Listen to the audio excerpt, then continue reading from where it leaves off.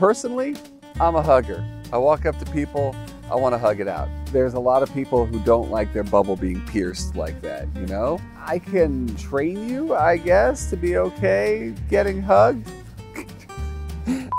Circuses. The idea of seeing a bear on a bicycle, I'm going way off topic. Training cats can go way too far in the wrong direction. I'm not gonna train you to hug it out with me. I'm a hugger. I have to scratch like a dog.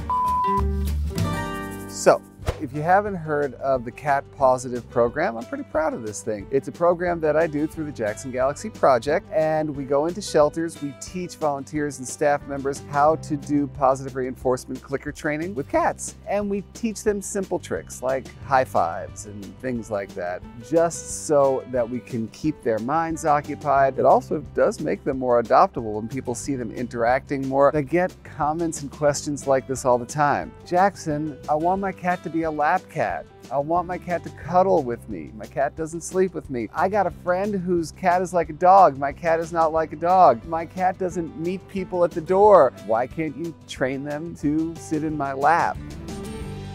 Training someone to do an action is one thing.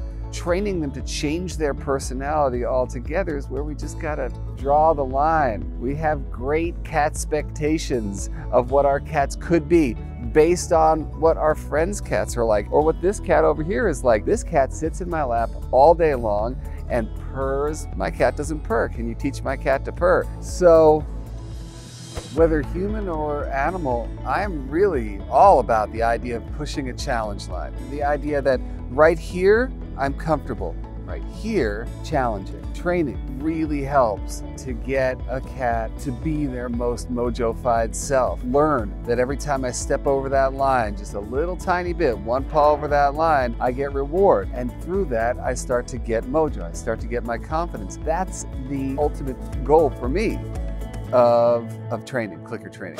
The cat that I call the mojito cat, the one who's really in touch with their cat mojo, territorially secure, doesn't mean they have to meet them at the door and walk in between their legs and headbutt them and everything. Your cat could show their mojito-ness by sitting on the mantle. And when people come in, they give them the, hi, how you doing?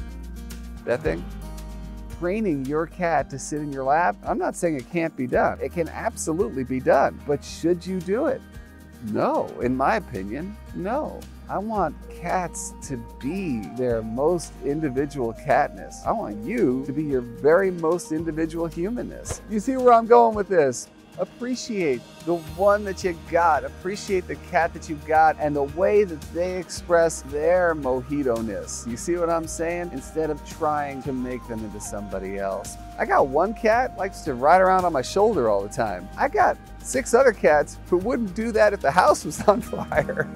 So you've got a beautiful, wonderful friend next to you, and one that looks to you for parenting. And part of parenting is going over that challenge line sometimes. Parenting is not, I want to turn you into someone else. That's like showbiz mom, toddlers and tiaras. I want you to be the best damn tap dancer in all of Kansas City. Get to it. You know? And about 20 years later, that little girl's in therapy going, my mom wanted me to be a tap dancer and I hated tap dancing. If your cat could go to therapy, could you imagine what that would look like? She wants me to be a purring cat? And it's like, what, am I not good enough for you? I am good enough. I am Clyde, and Clyde is good enough, right? Oh, you're really onto something right now. This is a breakthrough.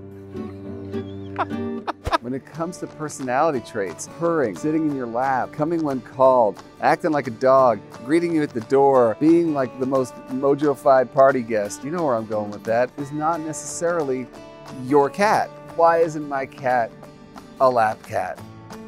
Your cat is your cat, and they are perfect. If you want to get a purr monster, head on down to the shelter right now. There's probably 400 of them. Take one home. You know, it's like different flavored ice cream. Pistachio cat, Rocky Road, purr, cuddle. Anyway, that was just the random rant of the day. Appreciate who you got. Challenge a little bit. Remember, you're a parent, and parents want to be encouraging your best self and all that. Doesn't mean you got to purr, sit in the lap, cuddle, spend all night in the room. You got it, right? All right, till next time. Light love and mojo. Mwah.